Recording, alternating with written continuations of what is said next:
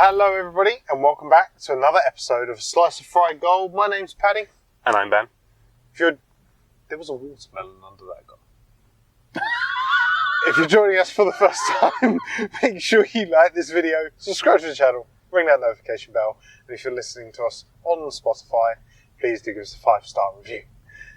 With that all being said, Ben, how the devil are you? Now, the kind of film that we've just been to see... I did think about doing the whole framing thing. No. I'm saying, you just pointed to a watermelon underneath a car. Yes. The kind of film that we've just seen, that watermelon is now going to keep reappearing for like the next 5 days or whatever. Yeah, easily. Next 5 weeks. It's going to be the motif. Yeah. There's a watermelon. Yes, so, I am alright. Yes. I've got a question about social cues that I want to ask you. Okay. Because you know me. Yep. I'm all about my social cues. Exactly that. Or breaking them, at least. But this time, I think I'm in the right. Oh my god. And I just want to run it by you. Okay. See how you feel. Right. So, as you well know, my cousin once removed is visiting from Australia. America. America! And yes, it is my first cousin once removed. I double-checked this. I was a nerd and I YouTubed it. Yeah. Because someone was like, He's your parents' cousin, yeah? He's my mum's cousin, yeah. Yep. Because someone was like, isn't he your second cousin? I was like, oh. And so I Googled it. He's my first cousin once removed. Anyway. So him, his wife, and his kid have come to visit. Yep. And he's been staying at my parents' house for a few days. Yeah. And so then I've been finishing work and going over to my parents' house for the evening. Yeah. My parents are there, he's there. My uncle and aunt are also there as well. Okay. And everything. And where I think my parents and my uncle and aunt are missing the social cues... Right. ...is I'm trying to ask him and his wife, what's it like living in America? Because she's American, but he's, of course, British. Yeah. But it's like, what's it like living in America? You met in Nicaragua. What was it like living there? You were trying to teach... she was telling me about how when they were living in Nicaragua, she was... basically trying to create Nicaraguan sign language. Because the deaf children were basically just left to their own devices. There was no recognised sign language. Oh, interesting. But the government also won't allow American sign language because they don't like America. Yeah. So she was like trying to create a Nicaraguan sign language so these deaf kids could actually see. So I was like, oh my god, that's amazing, tell me more. Like, I'm asking questions about them. Yeah. My mum and my uncle, however, are just talking about themselves. And their childhood and stupid things that they got up to. Yeah. Whilst my first cousin once removed and his wife are just sitting there in silence. Yeah. And I keep trying to ask them questions, and then my mum and my uncle just keep steamrolling over it. And I'm just like, am I the one who's getting the social cues wrong here? Do you not? Yeah. Do you not ask your guests the questions? Do you not make the conversation all about the guests? Yeah, of course. That's what you do. You engage, especially with people that you haven't seen. Yes, you you talk about yourself if brought up, because they want to then know about what's going on with you. Yeah. But if you've asked them a direct question and you're talking to them and they're responding, then you engage with them. You are in the right, young Ben. You are in the right. Because I remember one time, the reason my anxiety comes up about this is. One time someone basically brought me up and was like, oh, you're a bit of a one-upper. I was like, what do you mean? He was like, well, someone shares a story and you've got a similar one. And I'm like, I'm not trying to one-up someone. I'm trying to say I empathise because I've gone through similar situation. Here's the story of it. I'm trying to empathise. I'm trying to connect. And so now I'm really self-conscious about it. Like, am I now one-upping them? Yeah. Or am I connecting to them? Yeah, some people are like that though, aren't they? The fact that you, not a one-upper, but that's how you connect with people, is sympathising through similar things. Yeah. And that's just some people's social... I picture one-uppers as someone like when you go, oh, I've broken my leg, and they go, I've broken 5 legs and an arm. And it's well, you don't even have 5 legs, so how the fuck have you done that? Yeah. Kind of thing. That's a one-upper to me. Yeah, that is 100%. Not oh, you've had this experience, I've had this experience. They're similar, aren't they? Look at us connecting. That's not a one-upper to me. No. I should agree with you, Ben. Yes! I'm finally getting it right. Vindication! I know how to talk to people. I'm not autistic! Whoa. Yes, I am fucking autistic. Thank you very fucking much. Yeah. But on the plus side, whilst being around my parents' house, it gave me ample opportunity to wind my parents up. Obviously.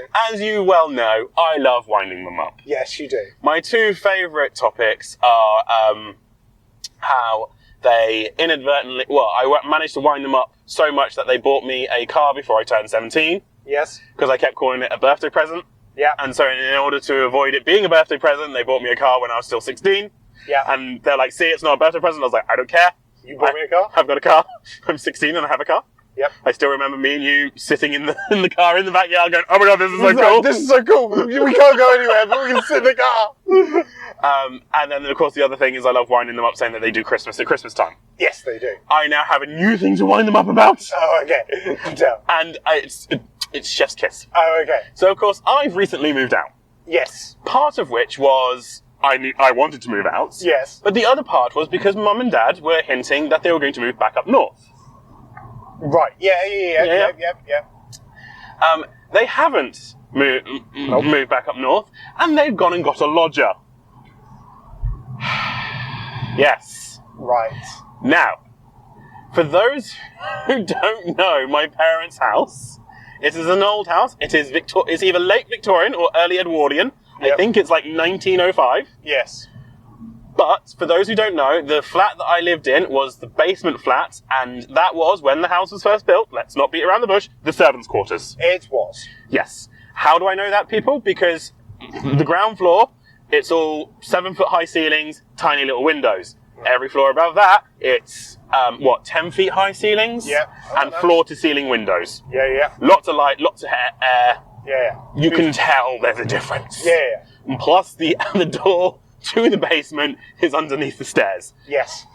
There you go. It's underneath the stairs. The servants go down there. They do. Now,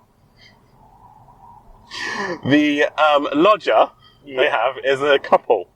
Right, okay. And this couple are from Nigeria. And I just politely pointed out to my parents that they're keeping a Nigerian couple down in the servants' quarters. Oh. And so it was just once I pointed that out, that was it. Whatever they said, it was like, doesn't matter, you've got slaves downstairs. We've not got slaves downstairs! Because my mum started talking about, she had seen something on YouTube about goat farming. Right. And, what was it? So the idea is someone with a field, they don't want to faff about with mowing it. Oh, yeah. You have the goats, you hire the goats out, and then the goats just go from field to field to field to field to field. Yeah. That's what Clarkson does. Yeah. Okay, she's probably seen it on Clarkson. Probably. But anyway, my uncle then goes, but what in the off-season when people don't need the goats? Yeah. And that's when I just then chimed in going, you're not keeping them downstairs with the Nigerians. You're not allowed to do that. That is not right. God. And you cannot ask them to make it into a curry. That's also not right. We're not keeping servants downstairs! Yes, you are. You are racist. And so that's my new thing to wind them up about. I love that they just give me such ample ammunition. They do. You're very blessed in that situation. I also love that my brain puts these things together.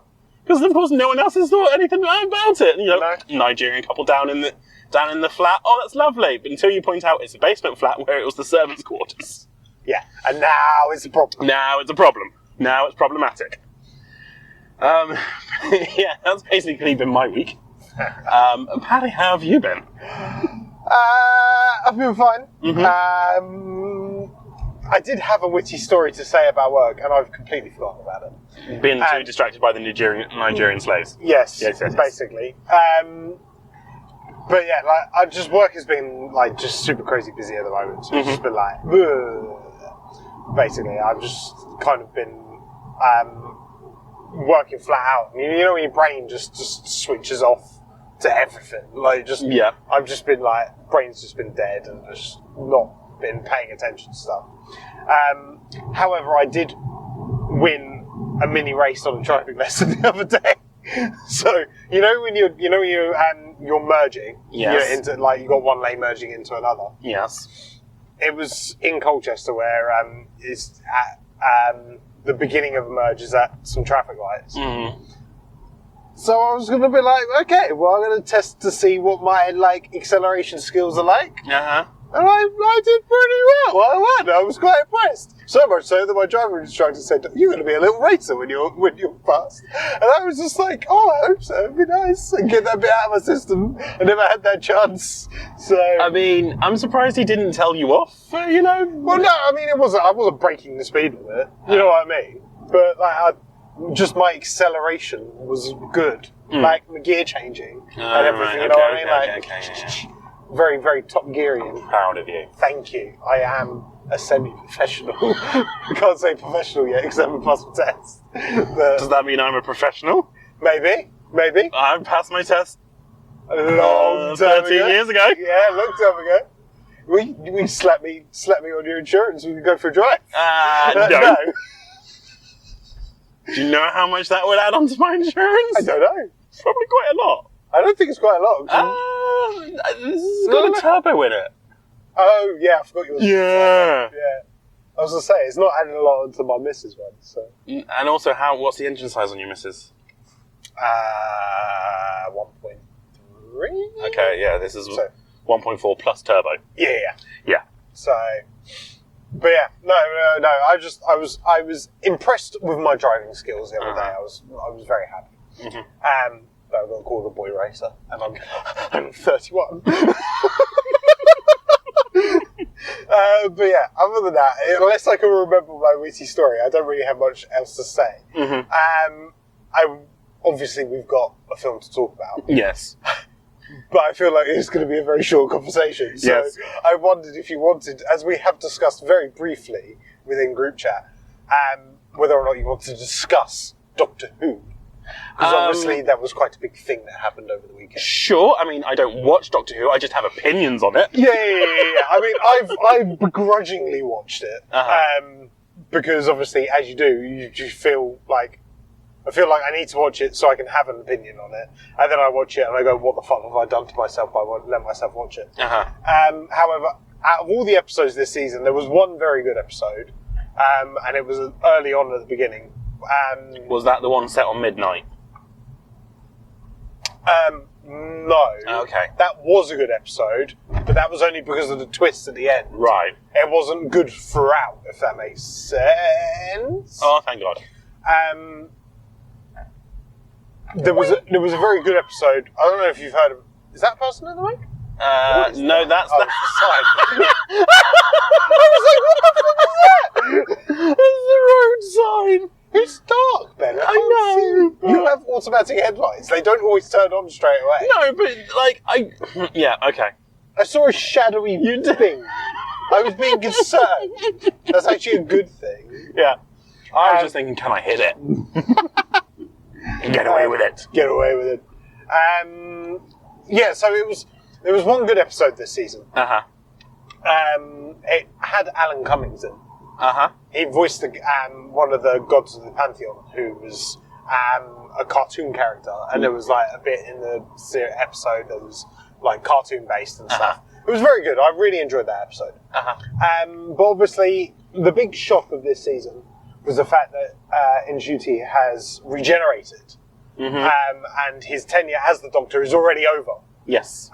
I saw a very interesting fact that it took 580 days for his first episode to be released, but it took 536 days for his last episode to be released. So in the run-up to the first ever episode, he was going to be the Doctor longer than he was actually the Doctor on TV. I saw the statistic as well. I mean, I thought that was highly interesting.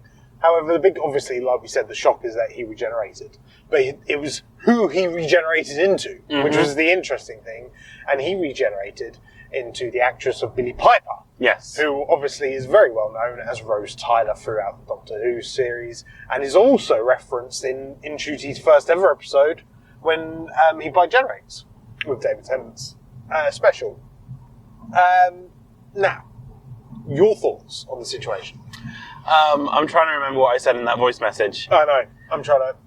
Initially, my initial thought was this is a very desperate attempt to them to reclaim some fans, because of course when they brought David Tennant back for his couple of specials, there was like an uptick in viewership. Because let's face it, the whole point of this is viewership's been going down and down and down and down and down to the point where Disney have now pulled their funding. Yep. And there was this whole thing of, was the BBC going to continue on without Disney? They have announced that they will. Yeah. But yeah, so because it could have been that they left it to him to regenerate, and they never showed him regenerating into Billy Piper, and they just ended it there. And then, you know, in 5-6 years' time, they try again. But which I think would have been the better option. Yes, me too. However, of course, they've got, you know, BBC's said, yes, we'll continue with it. Yeah. And so they put Billy Piper in. Personally, I think she's another placeholder like David Tennant. They're going to do a couple of specials with her, and then she will regenerate into the actual new Doctor. Yeah. I also think that, because as I said in the voice message, of course, when she absorbed the energy of the TARDIS and then the Doctor put it back in, it created the Bad Wolf, which had the same image as Billy Piper, and the Bad Wolf basically saved the world. Well, saved the universe. Yeah, when she absorbed the regeneration. I think, considering Bad Wolf was Russell T Davies, and he's back now as the showrunner, I wonder if this is going to be like the Bad Wolf Doctor. And he's I'm fully expecting him to have a couple of specials with Billy Piper where he's basically going to reboot the universe. I agree. That's where I think it's going with. And you know what? I'm kind of okay with that. Because they put so many rules in, they put so many changes in. Like, I remember when the episode The Timeless Child came out, where it was all revealed that the Doctor wasn't actually a Time Lord and blah, blah, blah, blah. People were angry.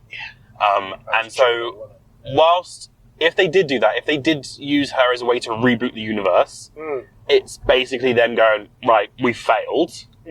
Which is a bit of a, you suck, you failed. It's also then a chance for them to build back stronger. So, I'm 50-50 with it. Like, I'm like, you suck. But at the same time, I'm like, this is a good foundation to go off if you reboot the universe. Paddy, your thoughts? Well, as you well know, my thought is I think this is I feel like I've sat on it and contemplated on it. Initially, I thought this was a very, very bad idea. I do not think it's a clever idea to do this. I still think, like we just said, that what they should have done is they should have not shown who he regenerates into. Left it some time.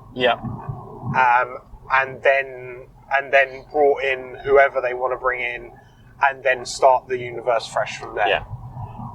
Russell T Davies, if you're listening to this, make me the Doctor. I've got some really good story ideas, like the one I shared in the group chat of who I thought the companion would be. I agree. See, I'm there. I'll give you my stories, just make me the Doctor. We'll be fine. We can make a joke about the fat man running. Perfect. I'm struggling with this concept because, like, it's obvious that, like you said, she's just going to be a placeholder. She's going to do a couple of specials. They might even bring back David Tennant's because he's now the curator, isn't he? He might bring back his second incarnation to meet again or whatever, as like to then draw people in. But I think they're basically just going to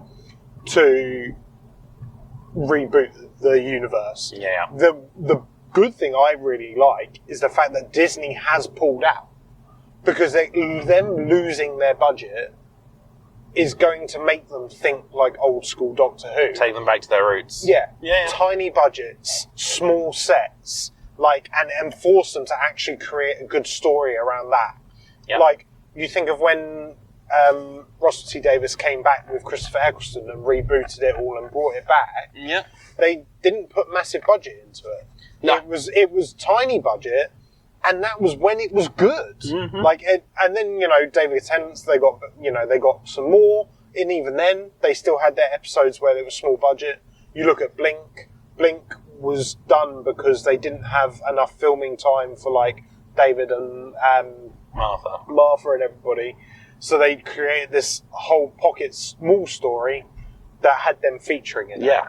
And that's like one of the best episodes. But what's even more shocking is they had a smaller budget and they had so many more episodes back then. Yeah, I know. That's the other thing. It's crazy. But I think you can blame inflation and people's wages and blah, blah, blah, blah. They're probably, like, Shooty's salary was probably far different to what Chris Ferguson was, back when it first restarted. But, like, it's, there's, you think of, like, the second episode, the space station one for Christopher Eccleston, where basically it was literally 4 sets, and that was all they needed for the story. Yeah, it was just tying those things. Like the TARDIS was still big on the inside, but it wasn't the size of a fucking massive studio. It was smaller but big. It had the depth to it. And I think that's probably where they're going to go back to. I hope that's going to be the case. Whether or not they, like you said, they're just like I think they're probably what they'll do is they'll do a couple of specials with Billy, and then she'll regenerate and just be a placeholder. I think she is genuinely just doing it for a favour for Russell T Davies. Yes, considering she's put a tweet out, and the tweet was "A rose is a rose is a rose." So she already knows that she's not the Doctor. Yeah. And even in the credits, like she's not introducing, Yeah, it said introducing Billy Piper. Like it said, in Shooty Gabba, the Doctor. It said Jodie Whittaker, the Doctor. Yeah. And then, Jodie Whittaker was in it as well, people. And then it just said introducing Rose Tyler. So the fact that they've not said as the Doctor obviously says that it's going to be some timey-wimey, higgledy-piggledy stuff. Yeah. So, interested to see where they're going to take it, but I mean, let's face it, it's still not going to be another couple of years away. Yeah. So they've got time to sit down, hopefully think about it, and they really need to do that. Sit down and think about it. Because if they don't, then they're going to lose more. They'll lose more, and then it will just get cancelled, and then they will have to take a hiatus. Yep. So, I think you padded it out long enough. Oh, I think. Let's hope so. Right. So let's talk film. Yeah. We've just been to see the Phoenician Scheme. Oh, Phoenician Scheme, sorry. The Phoenician Scheme, sorry. The new movie by Wes Anderson. Written by Wes Anderson, directed by Wes Anderson, produced by Wes Anderson. One of those ones.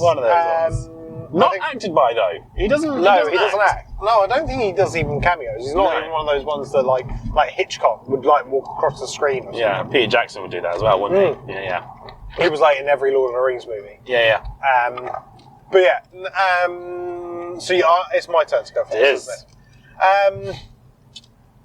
The problem with Wes Anderson now. All right, don't try and sound like me. Is that he's too Wes Anderson-y. Uh-huh.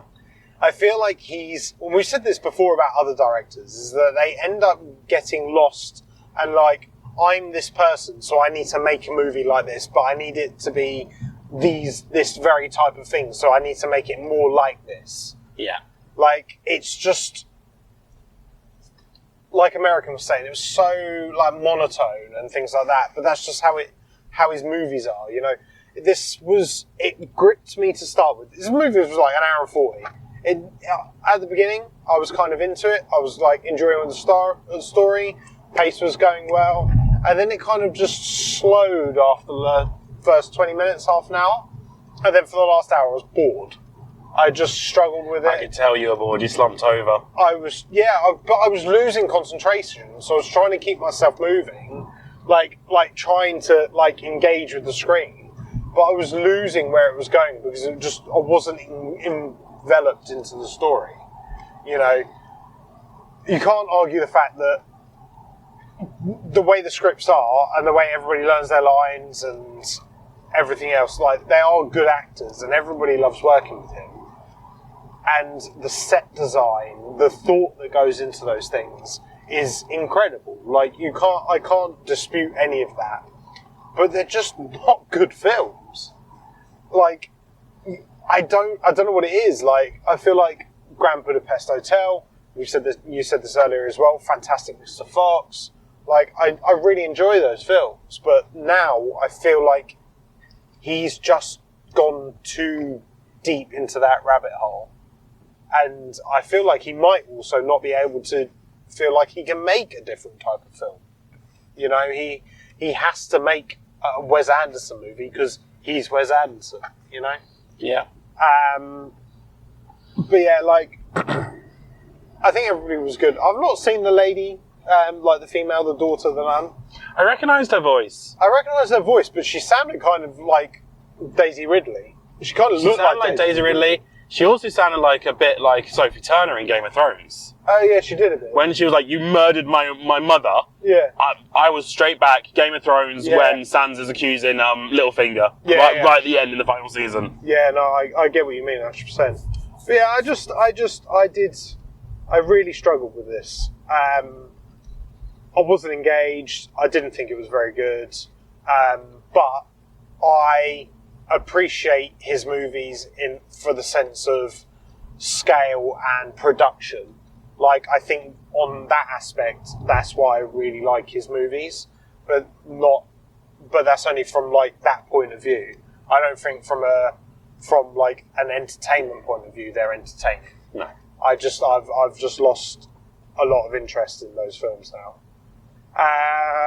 Go on, your thoughts. I thought it was the best film ever. No, you didn't. He's lying, people. I am going to do what my sister-in-law once did. We went to go see a film as a family. Yeah. And none of us enjoyed it. As we were walking out, we were all bashing it. Yeah. And then my sister-in-law just very quietly goes, "I liked the colours." So, in honour of my sister-in-law, I liked the colours. Oh, that's good. I'm like you. I can appreciate the artistry. Yeah. Like the opening scene in the bathtub. Yeah. The blocking that you have to do with all the actors and actresses to make sure they're all in the right perfect place and doing the right things and not walking into each other takes a lot of skill and a lot of craft. I can appreciate that. Yeah. I can appreciate that he doesn't like to do cuts. I can appreciate he likes to do like long takes. Yeah. And smooth panning. I can appreciate it all. Yeah. As an artistic vision and as an artistic style. Yeah. I can appreciate it. Yeah. And I appreciate it too. Yes. Still shit. But it affects the pacing of a movie. Like, it's good for certain things, and like they always say, like, oh, you know, the one-shot fight sequences and things like that. Like, yeah, it's all well and good for those things, but if you make your whole movie like that, if you haven't got momentum and high pacing. Yeah, but what film did we watch recently where it was supposed to be all done in one take? You know which one I'm talking about, don't you?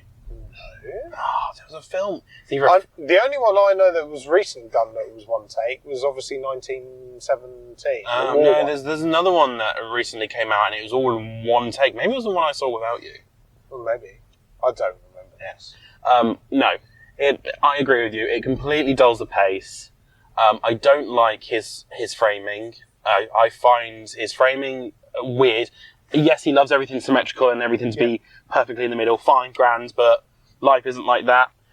His choice to his acting style choices, it just gives Valley of the Dolls to me. Right. It just reads Valley of the Dolls. Like, it doesn't come across natural. It doesn't come across real. It's like they're all aliens. Yeah. And everything. And I think it's that kind of thing of, because he's now well established and he has a name for himself doing these kind of things, people aren't willing to criticize. Yeah. It's like, you know, because art is subjective, and this is the argument I have currently, constantly with everyone. There's those countless stories of, you know, they give a kid a disposable camera, the kid goes out and takes random pictures, they blow the pictures up, put them on canvas and put them in an art gallery, and then like the, art historians go around and go, oh, well, the concept of this piece is this, and the theming of this is this, and the colour contrast is this. And then they go, yeah, it was a picture taken by a 4-year-old who just thought the grass looked pretty. Yeah. You know, it's that. People are so desperate to seem like they know what they're talking about that they're unwilling to criticise. And now that you've got a Wes Anderson film and he's got a style, he's got a type, people aren't willing to criticise that. And as you said, it's now pushing him deeper into that rabbit hole because no one's criticising him going, come on, he's getting shit. Yeah. You've done it once or twice. Yeah. Freshen it up. Freshen it up, exactly. So yeah, that's my take on it. Is it's shit. I can appreciate everything he's doing in them. Yeah. As an artist, for an artistic style and an artistic type. But they are shit. It's shit, and it's boring. Yeah. It is. You know, it was the same story. What? The American Businessman. I've forgotten half of it. The American Businessman. There's 4? The person on the ship, the aunt, the uncle. There's someone else. There was 5, I think. No. The king, the twins, the American. Yeah. The king, but the king wasn't like the right. prince, So effectively 4. And once you had the first one, you knew what was going to happen after that. Yeah. Each time, you knew what was going to happen. Like, I literally guessed what percentage they were going to be each time. Because I knew, I already recognised the pattern. I guessed the plot twist of who was the spy. Yeah, I mean, that was brilliant. You know, it's become too samey and too boring and too blur, and with the weird acting of the Valley of the Dolls. Yeah, it's just not good. Yeah. I'm happy for you, Wes, but my God. You've made your money. Retire. Yeah. Final thoughts? I know social cues. Ben's autism is failing him. You mean I'm succeeding with autism? Yeah. My parents are slave. Winding up your parents are good fun, especially if, you know... If they're casual racists. If you settle it in a way that they can't hit you. Yeah, basically. Doctor Who. See what's going on there. We'll fall back in a couple of years. Fingers crossed for a reboot. Yeah, let's hope so. And Wes Anderson's new movie. The Phoenician Scheme. Yeah. No. No bueno. We only went to see this because there was nothing else on, and even then we're still like, oh my god. Should probably go to see the other film. We picked this one because it was shorter. Yeah, shorter and started earlier. Yeah, basically. But with that one being said, give us your thoughts down below. You can also email us at sliceofriedgoldpod@gmail.com. Make sure you like this video, subscribe to the channel, ring that notification bell, and if you're listening to us on Spotify, please do give us a 5-star review as well. Thank you very much. We'll see you next week. Cheers. Bye guys.